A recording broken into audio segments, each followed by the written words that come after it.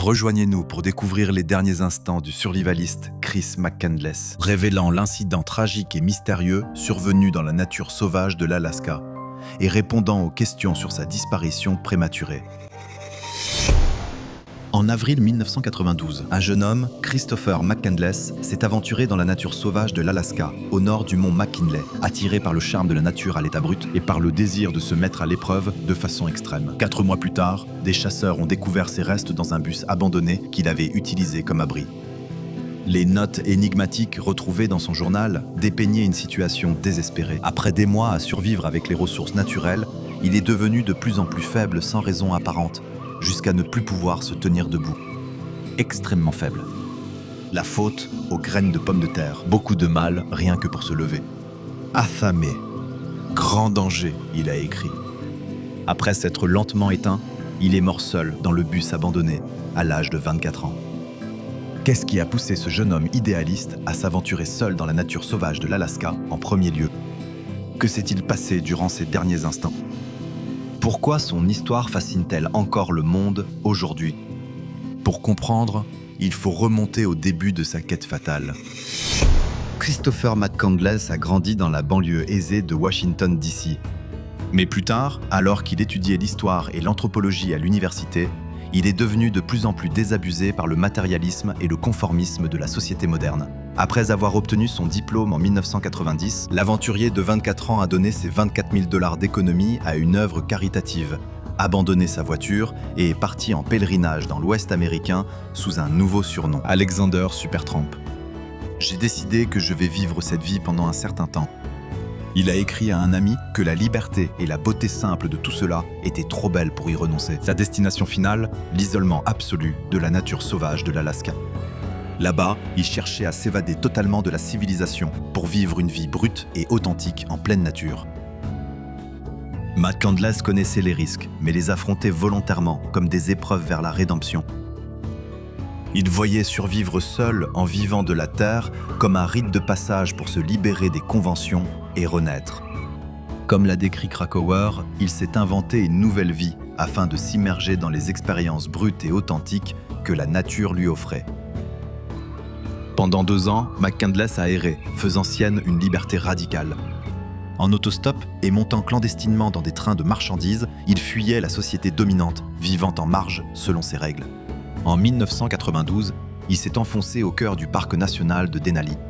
Dans la nature sauvage du parc, un véhicule abandonné deviendra le célèbre Magic Bus. Ce bus international Harvester des années 1940 avait fait partie des décennies plus tôt d'un projet d'aménagement et servait à transporter les ouvriers qui construisaient une route à travers la nature sauvage et isolée de l'Alaska. Lorsque le projet a cessé dans les attentats années 1960, les véhicules ont été abandonnés, leurs carcasses rouillées, éparpillées sur la route déserte. Plus de 30 ans plus tard, le bus qui allait être connu sous le nom de Magic Bus 142 se trouvait seul dans les broussailles, ses vitres brisées par des pierres et des balles. Ce bus était à environ 20 miles sur la route de terre abandonnée, pourrissant près du Stampede Trail, à côté de la rivière Teklanika. Malgré son état délabré, le bus offrait un abri bienvenu dans cet environnement hostile, devenant un refuge pour les chasseurs, trappeurs et cueilleurs de champignons qui tombaient dessus au fil des années. En avril 1992, il devint la maison de Chris McCandless, âgé de 24 ans, dans l'arrière-pays sauvage de l'Alaska. En quête d'illumination, il a vécu seul des mois dans la nature, utilisant le bus comme base, qu'il appelait Magic Bus dans son journal. Après des années à errer à travers l'Ouest américain, celui qui se faisait appeler Alexander Supertramp imaginait un été en pleine nature sauvage, survivant seul grâce au gibier comme les écureuils et les porcs-épics. Il a identifié les plantes et baies comestibles, comptant sur la taïga pour subvenir à ses besoins. Passionné de plein air, McCandless se sentait prêt pour les conditions difficiles et l'isolement. Il ne répondrait plus au nom de Chris McCandless, a écrit Jon Krakauer dans Into the Wild. Il était désormais Alexander Supertramp, maître de son propre destin. Les 2 premiers mois ont dépassé ses attentes, le printemps dans la chaîne de l'Alaska offrant de nombreuses ressources sauvages. McCandless ramassait des groseilles, des champignons et des cynorhodons. Les petits oiseaux et les écureuils lui fournissaient de la viande. Il a abattu un orignal, accumulant des centaines de livres de viande qui allaient se gâter sans réfrigération. La vie dans le Magic Bus était idyllique. C'est dans les expériences, les souvenirs, le grand triomphe et la joie de vivre pleinement que réside le véritable sens, écrivait-il dans son journal. Mais en juillet, les circonstances ont commencé à se retourner contre McCandless. Il a découvert que le début du sentier vers la civilisation était bloqué par la rivière Teclanica, gonflée par la fonte des neiges et trop dangereuse à traverser. Aucune carte ne l'avait préparé à ce coup dur accablant. Au même moment, ses réserves de nourriture ont baissé, car le gibier devenait plus rare. Il a noté qu'il était difficile de chasser. La viande a pourri, sa cueillette d'ortie l'a laissé piquer et affamé. De plus en plus désespéré, McCandless s'est mis à cueillir des graines de pommes de terre sauvages le 14 juillet. Nous savons maintenant que ces graines contenaient des neurotoxines qui l'ont paralysé progressivement. Extrêmement faible. C'est la faute des graines de pommes de terre. Grande difficulté à se lever, écrivit-il bientôt. Alerte et robuste lorsqu'il est entré dans la forêt en avril, en août, les agents de la faune sauvage qui inspectaient le bus l'ont trouvé émacié et impuissant, à peine capable de ramper. Dans ces derniers jours, McCandless ne pouvait plus chasser, pêcher ou cueillir. Pourtant, le salut se trouvait à seulement quelques kilomètres, mais il a été empêché par la Teclanica déchaînée qui bloquait sa fuite. La rivière qui a piégé McCandless était habituellement basse et franchissable ici.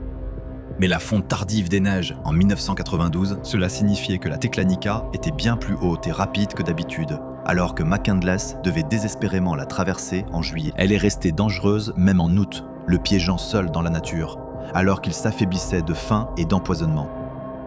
Plus bas sur la rivière, une nacelle suspendue sur câble servait au service des parcs pour surveiller les conditions. S'il avait su, McCandless aurait sans doute pu se tirer de l'autre côté de la rivière à la force des bras et rejoindre la route vers la sécurité avant qu'il ne soit trop tard. Mais sans guide de voyage, il n'avait aucune connaissance du câble situé à seulement 8 km, une bouée de sauvetage qui aurait pu lui permettre de survivre à son odyssée en Alaska. L'ignorance de ce détail crucial lui a coûté la vie. L'histoire tragique de McCandless a été popularisée par le livre de Jon Krakauer, publié en 1996, Into the Wild, qui a ensuite été adapté en film en 2007. Mais la cause exacte de son brutale dégradation est restée un mystère, vivement débattu pendant plus de 2 décennies.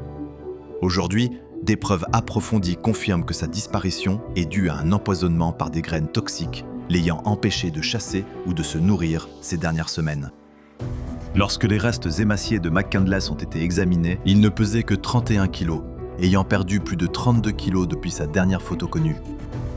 Le matériel de cueillette restant inutilisé dans le bus, l'inanition paraissait la cause évidente.